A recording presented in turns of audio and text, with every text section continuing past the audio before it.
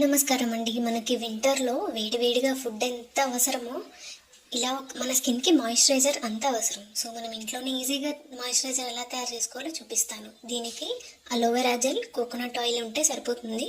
మన దగ్గర ఏదైనా ఎసెన్షియల్ ఆయిల్ ఉన్నా అది కూడా మనం యాడ్ చేసుకోవచ్చు. Like rose oil, lavender. నా దగ్గర లాంగ్ ఆయిల్ ఉంది.